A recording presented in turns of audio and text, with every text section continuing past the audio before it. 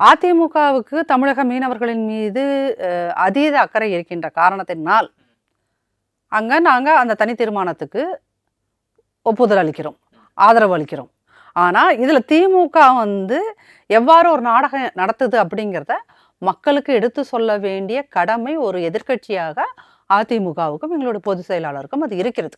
முதல்வர் ஸ்டாலின் அவர்களுக்கெல்லாம் இந்த செலக்டிவ் அம்னீசியான்னு ஒரு டிசீஸ் இருக்குது சார். அது ஒரு டிசார்டர்னு நினைக்கிறேன். டிசீஸ் கிடையாது, ஒரு டிசார்டர். கனிமொழி அவர்கள் ராஜபக்சேவை சந்தித்த போது இது குறித்து பேசியிருக்கலாம்ல, உங்களுக்கு வாய்ப்பு வந்துச்சுல்ல, அப்போ நீங்கள் இது குறித்து பேசியிருக்கலாம்ல.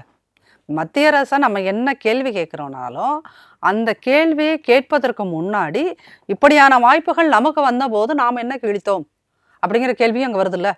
நீங்கள் ராஜபக்சேவை போய் சந்திச்சிங்களா இல்லையா கனிமொழி?